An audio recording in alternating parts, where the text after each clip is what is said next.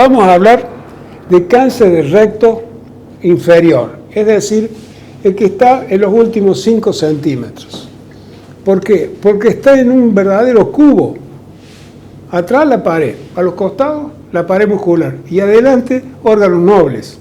Genitales en la mujer nos protege la vagina porque es una barrera. En el hombre está la próstata. Entonces hay que trabajar ahí en un espacio muy chico. Y esta charla es media largona, porque hay cosas que son muy importantes. Hoy está todo,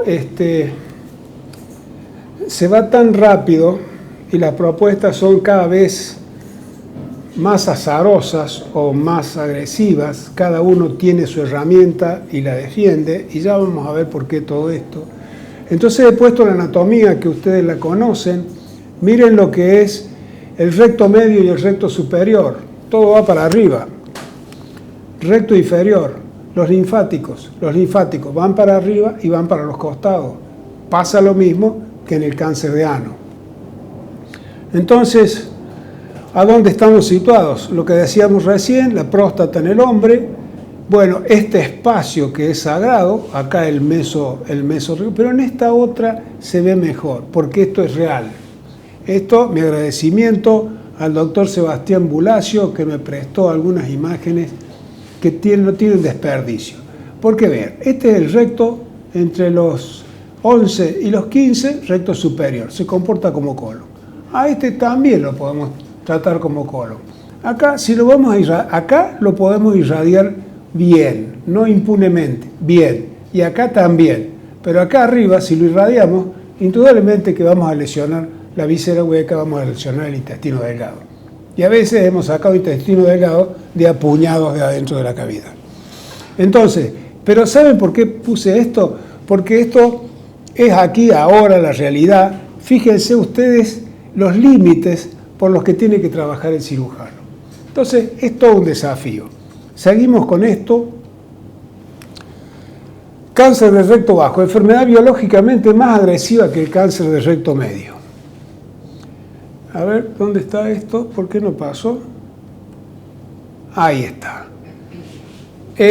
Para buscar, esto es Annals of Oncology del 2017, es la última clasificación del TNM, y dice que es distinto del cáncer de colon, tiene diferentes etiologías, y abajo señala también, incluye esta clasificación un diagnóstico nuevo, una estratificación nueva y una manera de manejo distinta.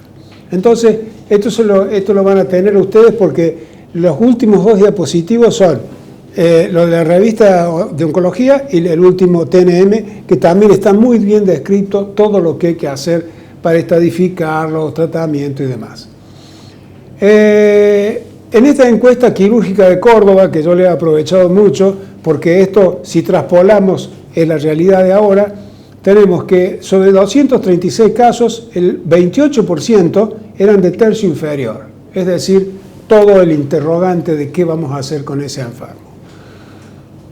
Los objetivos son los de la curación, el aumento de la sobrevida libre de síntomas, el control local. Cuando hay una recidiva local, es inmanejable, porque toma plexos que duelen mucho y que, bueno, Eduardo Huertas en Buenos Aires tiene mucha experiencia respecto a estos rescates, pero los rescates no son tan así como dicen que son. Evitar las recidivas, preservar los esfínteres y las funciones evacuatorias sexual y vesical. Prácticamente son hilillos los nervios y uno por ahí no los ve. Vuelvo a esto de la multidisciplina. El cirujano forma parte de esto, el oncólogo, el radiólogo, el radioterapeuta, y acá el último he puesto el patólogo. El cirujano vascular, el urólogo, el traumatólogo y el ginecólogo tienen que estar a mano, sobre todo cuando tiene uno que abordar alguna recidiva o algún cáncer agresivo T4 que ha invadido otros órganos. Y el psicooncólogo, ¿por qué? Porque hace falta manejo del paciente, del médico y del medio familiar. porque la familia, por ahí es una hija que viene y se hace cargo de todo, y es a la que le van a echar la culpa de lo que hagan con su papá o con su mamá. Entonces, el psico-oncólogo es sumamente importante, porque no es solamente hablar de técnica y conducta quirúrgica, sino que vamos a tratar con un cristiano que es un semejante nuestro. Y hay que tratarlo como si fuéramos nosotros. Volvemos a lo que habíamos hablado ya, condiciones del paciente, condiciones de la enfermedad, de la infraestructura que se tiene, ya lo hemos visto, a esto lo pasamos. Pero también saber que los pacientes que han llegado a nosotros con recto, 173, fíjense ustedes que son todos estadios 2, 3 y 4, y el estadio 3 y 4 son el 60% de los enfermos. Hoy las cosas han cambiado bastante con esto de los nuevos equipos. Oh, muchas gracias, hijo. En Clínica Sucre, en esta compulsa que hicimos en el año 2010, en 5 años, habíamos operado 90 pacientes, 65 cánceres de colon, llega una patología, se atienden jubilados como acá, y 25 cánceres de recto. Realmente es de hospital la casuística. Y logramos hacer esto con la doctora Bengió, tabular el CARRAS. Hicimos 26 pacientes consecutivos y la mayoría eran PT3, es decir, cánceres avanzados. Volvemos a lo de siempre, y esto ha habido algo que nos ha ayudado y mucho, metodología de estudio. Siempre insistimos, si vos podés, yo voy a hacer un charco acá. El examen proctológico bajo anestesia. Todo paciente que tiene un recto inferior hay que hacer un examen proctológico bajo anestesia. En el consultorio tratar de hacer algo es imposible, el enfermo se resiste, no está bien, y ustedes tienen que tipificarlo para saber qué le vamos a hacer, si no tienen resonancia magnética. Hoy he puesto acá, entre métodos de diagnóstico, ustedes ven a la resonancia magnética, que me la he puesto como primera dama. Esto era de John Mason hace muchos años, no había resonancia, no había tomografía, no había ecografía. Con el tacto, él podía decir, le hacía el tacto, lo calificaba y después sacaba la pieza y comparaba. Fue una clasificación que durante muchos años fue muy útil para todos. La ecografía endorrectal es dependiente y hoy la resonancia la ha superado. Sí, es muy útil en cáncer de ano. El rol de la resonancia magnética, este es un trabajo de Bulacio y Rabat, y este es un relato que me facilitó Bulacio en cáncer de recto, factores pronósticos que condicionan la elección terapéutica. Sin desperdicio, y creo que la esencia de ese relato está dado en una revista europea de radiología del 2013, y habla de localización del tumor. Es decir, tenemos el tumor, ¿a dónde está el tumor? Segundo, el estadio T, es decir, es un T2, es un T3, porque se ven, chicos, es como estar con el microscopio, viendo con los resonadores nuevos, estar viendo las paredes y hasta dónde van. Después, la invasión vascular extramural. Eso es importantísimo porque ese es un factor de pronóstico. El que tiene invasión vascular extramural de vasos grandes, seguramente que va a hacer metástasis, seguramente que va a tener mal pronóstico. Y eso hoy lo da la resonancia magnética. El margen de resección circunferencial.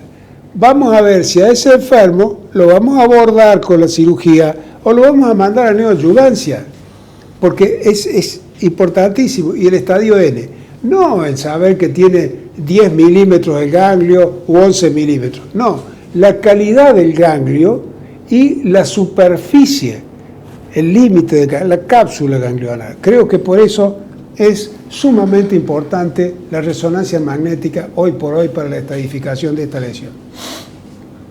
Esto es un poco más de lo mismo. Esto está también en ese Annals of Oncology del 2017, el suplemento ese que les he dicho. Previene la recurrencia, nos indica qué tipo de tratamiento vamos a hacer, etc. Y esto de el T3A, B, C, D, es decir, cuántos milímetros por fuera de la pared muscular está la lesión, también lo va a decir la resonancia magnética y nos va a sentar el pronóstico. Ahí se ve muy bien cómo puede invadir o no, este gráfico es muy ilustrativo, y para eso el cirujano, cuando tiene un paciente, se tiene que ir y sentarse al lado del imagenólogo a discutir las imágenes, porque le hizo el tacto, porque sabe cómo están las cosas, y entonces ir y sentarse con toda paciencia a discutir cada caso. Esto es lo que le decía recién de la invasión venosa, que ha sido aceptada como un indicador pronóstico independiente, es muy importante. Acá están las citas bibliográficas, una del 2008, la otra del 2014 y la otra del 2013, y la relación entre el tumor, más importante que lo que hemos hablado, es la relación entre el tumor y la fascia mesorrectal. Parece que es mucho más importante que el estatus nodal del enfermo. La tomografía de emisión de positrones. Bueno, para estadificar, para seguimiento, reestadificación, es cara. Creo que es para reestadificar. Le voy a hacer un procedimiento ahí. Le voy a sacar una metástasis hepática. Primero tengo que ver cómo está el enfermo. Creo que para eso es importante. Y tiene que ser de calidad. Entonces, este es un enfermo a la que le había hecho una resección local, que tenía un prolapso del recto. Fíjense ustedes a dónde está la recidiva. Tiene un implante ahí al costado. A esta enferma le hicimos un PET, y acá se ven las dos imágenes que captan.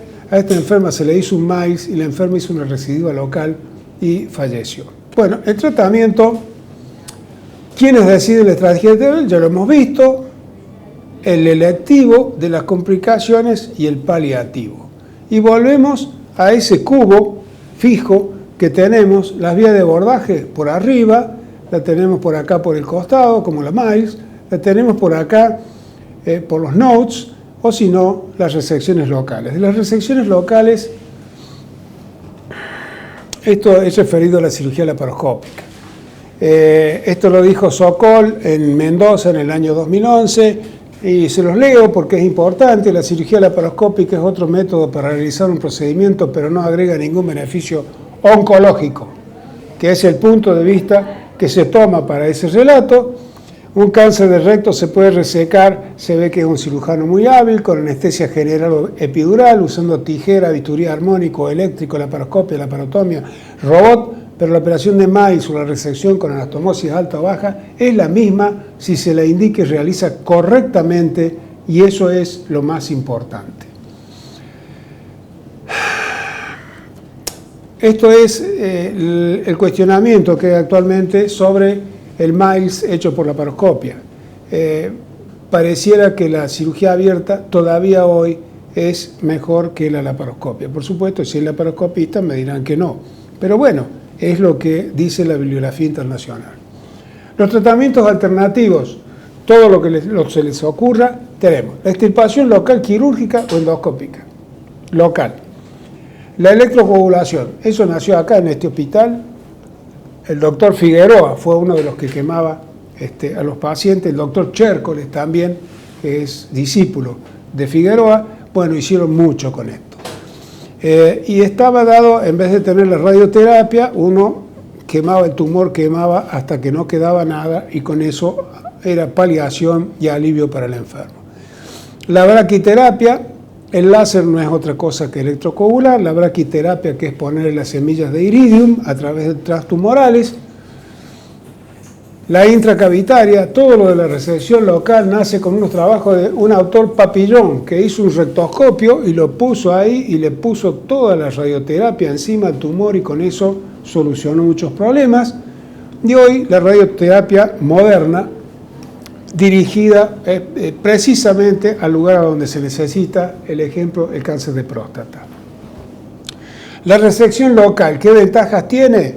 Se preservan los esfínteres, menor duración de procedimiento, bajo riesgo de complicaciones postoperatorias, mejor función anorrectal que la resección anterior, y no hay deterioro de la función urinaria ni sexual. Alguna vez me tocó parte del relato oficial en Rosario en el año 1810, como ustedes pueden ver, y presentamos una experiencia. Están todos dormidos, no la acusaron a esa, ¿no? No. hablamos de resección local. Fuimos uno de los pioneros en Córdoba en hacerlo, gracias a los buenos oficios del doctor Nani y de un docente de alma, el doctor Molina Rivero. Resección transanal, requerimientos: resección de toda la pared, el margen de seguridad mínimo 1 centímetro, lesiones de cara posterior, seguimiento estricto. Las indicaciones, fundamentalmente en pacientes sintomáticos con metástasis irresecable. ¿Qué le voy a sacar? Una MAIL le voy a hacer si tiene el tumor ahí. Negativo, operación de MAILS, también lo hemos hecho. Bueno, como ustedes pueden ver, uno si tiene acceso, fundamentalmente si con el tacto uno toca el nivel superior. Si toca el nivel superior, uno lo puede hacer. Pero hay que venirse con hasta la grasa.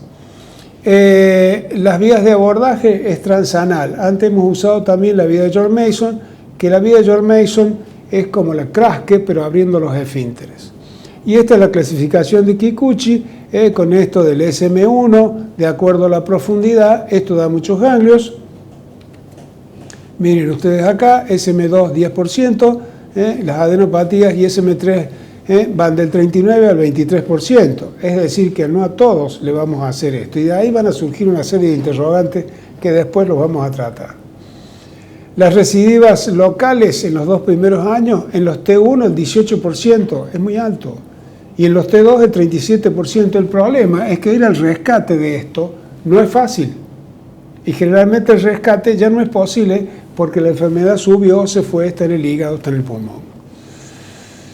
Resección versus cirugía mayor, se ha escrito mucho sobre esto: mayor recurrencia local, mayor porcentaje de R1 y R2, menor sobrevida a 5 años, grupos etarios mayores. Esto lo vamos a pasar, los porcentajes de curación son bajos y bueno, tiene las limitaciones. ¿Por qué? Porque uno no tiene acceso a los ganglios. Y acá les paso esta figura de cómo se hace. En realidad, una vez que uno ha dilatado el ano, ojo, no rompe los esfínteres, pone un punto por abajo, pone un punto por arriba, y cuando ya lo tienen de arriba, se aseguran poder hacer la disección como con el TEM, que ya lo vemos. Sacar la pieza, ponerla en un cartoncito y mandársela al patólogo entera. Esta es la vía de Kraske, la vía de George Mason. La diferencia con esta es que corta hasta los esfínteres, la hemos abierto y hemos reconstruido y se han recuperado bien los esfínteres. Y esto es poner el anoscopio, encontrarnos con este tumor, una viejita de 85 años, y sacarle como si fuera una hemorroidectomía. Le vamos a hacer un MAIL. Y esa enferma se va a morir de otra cosa. Entonces hay que saber a quién y cómo. Bueno, y esto que está acá, esta enferma hizo una hemorragia importante después de la cirugía. Lo tengo muy presente. Esta es una enferma que se le hizo una resección local, que hizo una recidiva, es un paciente del hospital privado, y después se decidió, hicimos la interconsulta, se decidió hacerle una MAIL y tenía un cáncer de menos de 1 centímetro en la zona. En fin, este es un paciente al que le hicimos una resección, era un T2, la enferma se negó a hacer cierto tratamiento, le hicimos quimioterapia y al cabo de 1 año apareció con este PET, donde tiene lesiones en el pulmón, como se ven acá, hizo lesiones repetidas en pulmón. Es decir, que hay que ser muy cuidadoso e informar al paciente de lo que puede pasarle. Abkarian pone menos no es mejor, es un trabajo muy bueno, lo pueden buscar. Y el TEM, que es tener el aparato para poder hacer la misma cirugía que hacemos poniendo el anoscopio. Hay que tener el equipo, pero tiene las mismas implicancias terapéuticas que tiene la resección local. Lo pasamos a esto y vamos a las alternativas quirúrgicas. Ahora sí, un vaso de agua, Moreno. Pausa. Tenemos la resección anterior baja, ultra baja, etc. La resección anterior baja con disección interesfinteriana. Eso vine a hablarle a los residentes acá en el año 2011. Ya hablamos de eso. La amputación abdominoperineal con colostomía definitiva, la MILES. La colostomía perineal de Torres, hizo un trabajo allá por los 80. Operación de Armand. Y las ostomías. De nuevo, la ligadura vascular, los márgenes distales, los márgenes laterales. Y acá sí, algunos ahora con la laparoscopia ligan la mesentérica inferior, ligan acá, nosotros habitualmente ligamos acá. Seguramente que si hay ganglios a este nivel, los ganglios ya están más arriba, hay diseminación de la enfermedad, no vamos a perseguir con el bisturí, como decía Longo, a la célula neoplásica. Entonces todo dependerá de comodidad y del método que usemos.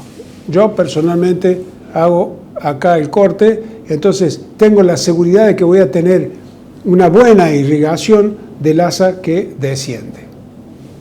Los márgenes distales, se fue a 2 centímetros, se bajó hasta 8 milímetros. Bueno, y hoy están en eso, en los 8 milímetros. Acá este trabajo habla de la finalización de la regla de los 2 centímetros, Arnold Surgery del 2005, pero estos trabajos son viejos, son del 84 y del 83, pero esta gente dice que si el límite del tumor está acá, ahora se habla de budding, se dice, ¿no? Budding, el budding, la infiltración que va más allá del límite del tumor, hace que ese paciente al que ustedes cortan y le sacan, va a tener muy mal pronóstico, porque es un tumor que ya ha caminado lo suyo y que tiene un mal, por eso la necesidad de la resonancia magnética, porque nos va a marcar cómo está el tumor y cómo está su entorno, para ese paciente no llevarlo directamente a cirugía. Esto está escrito por cirujanos para cirujanos, pero no con la neoadyuvancia que hay ahora. Los márgenes laterales, bueno, se sabe que hay que sacar en bloc todo, porque si uno lo picotea, ahí en ese picotazo va a quedar, puede quedar célula neoplásica, y esto también está influenciado por la calidad de la resonancia magnética. Ese enfermo que tiene un T3, A, B o D, ¿lo voy a mandar directamente a cirugía porque yo soy buen cirujano? ¿O lo voy a mandar a adyuvancia, que lo traten, que reduzcan el tumor o que lo hagan desaparecer para recién hacer la cirugía? Entonces, los márgenes laterales son muy importantes. El principio de la resección mesorrectal total, ya lo conocen, Hill bajó del 20 al 30% las residuas locales cuando no se hacía la radioterapia que se hace ahora, lo bajó a un 5 a un 6%. Se le criticó que eran pacientes elegidos y demás, pero creo que fue el gran avance de la cirugía de recto.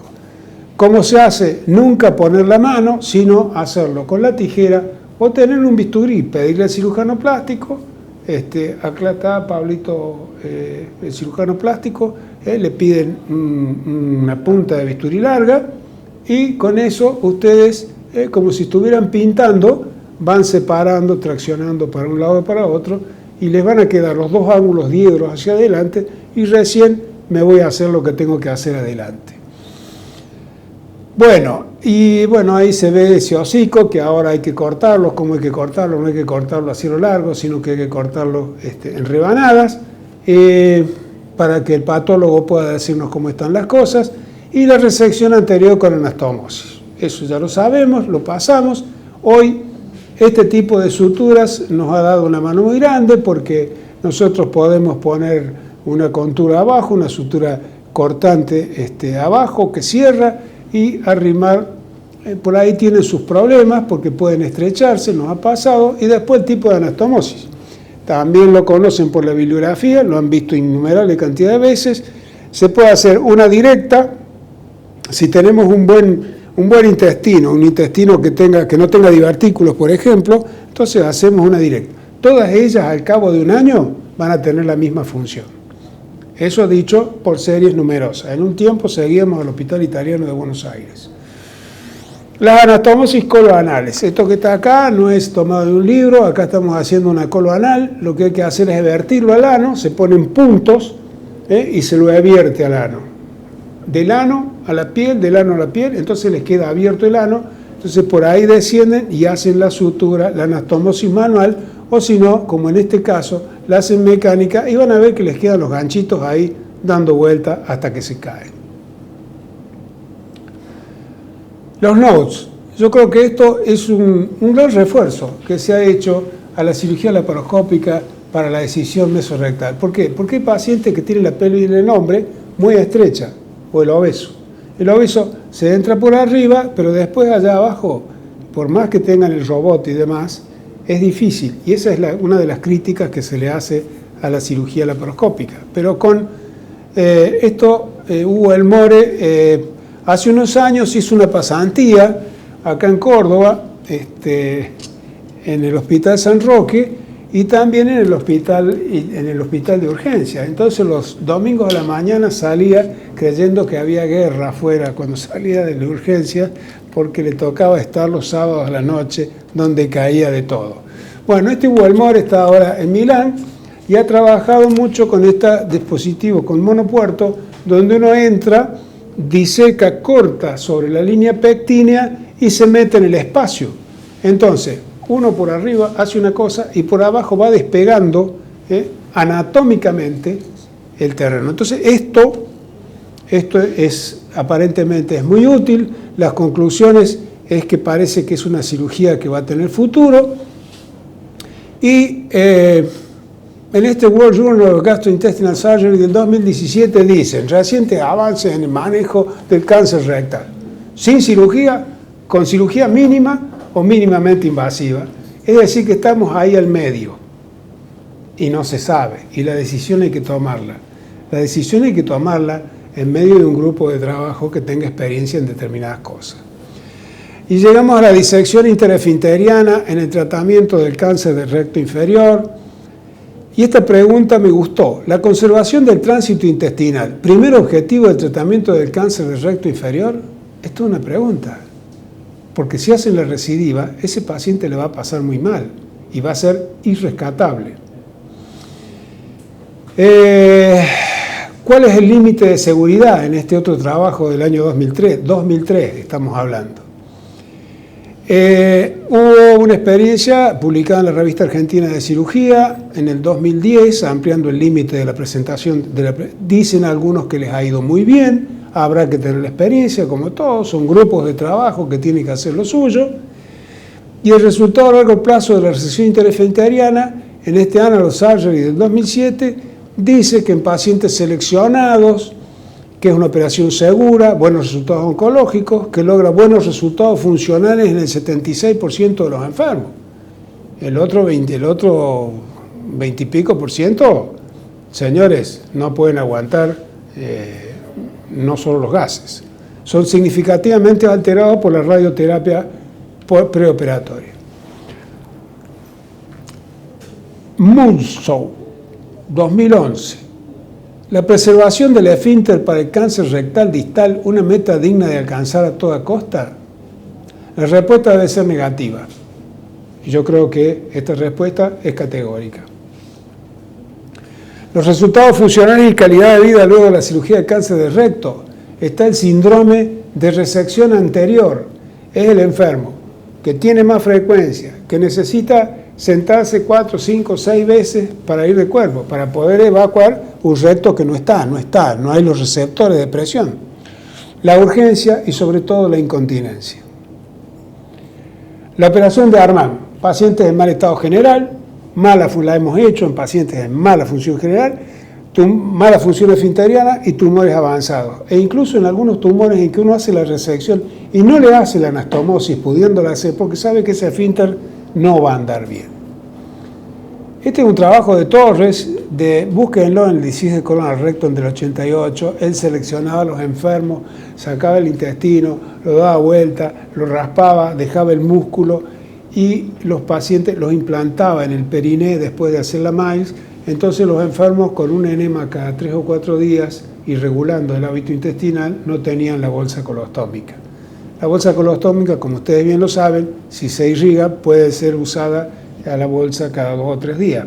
Entonces le preguntan al amigo que está acá, Soria.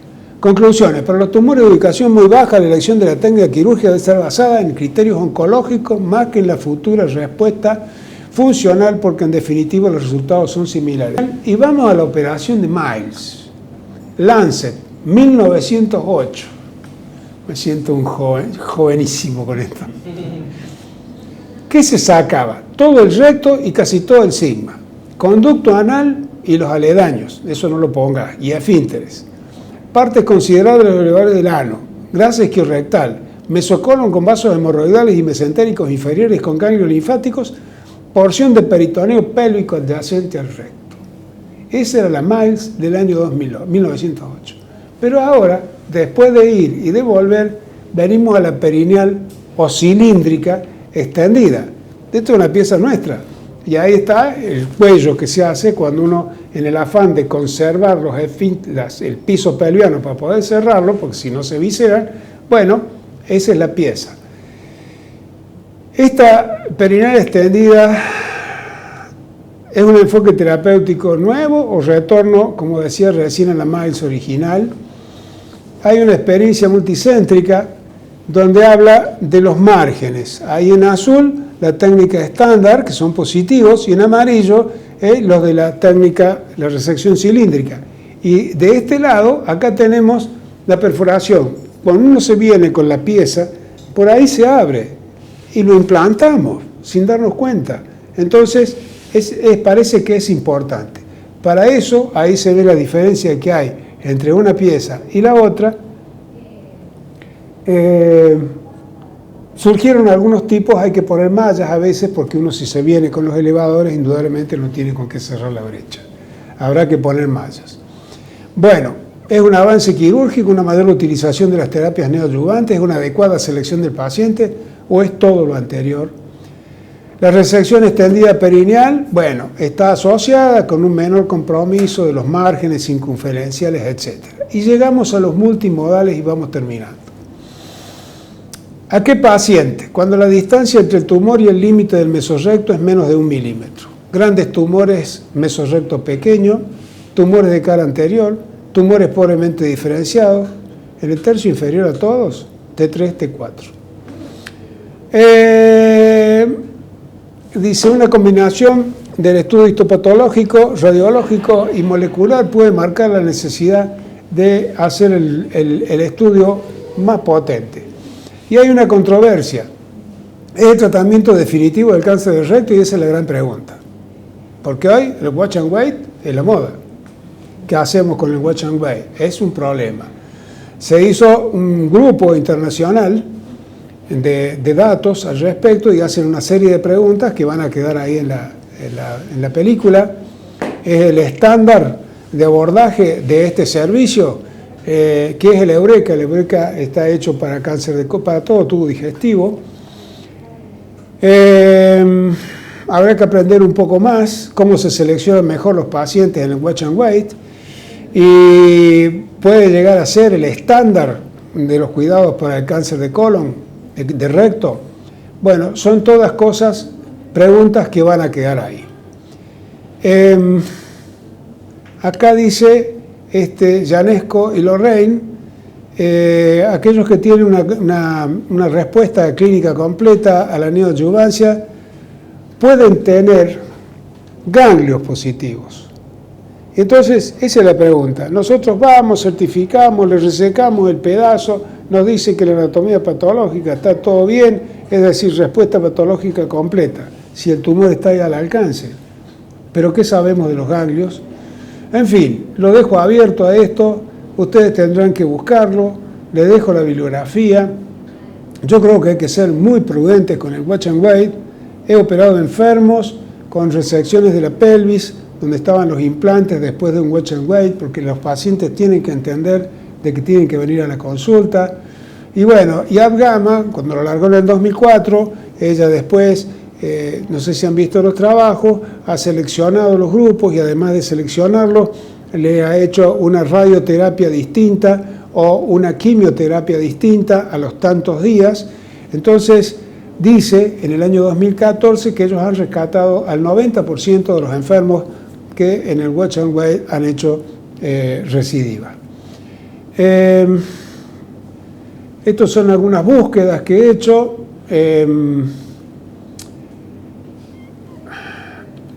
Donde ya me quedo acá. ¿Qué quieren los pacientes? La misma respuesta de la misma pregunta. Preferencias del paciente y la toma de decisiones en la alternativa de tratamiento del cáncer colorectal.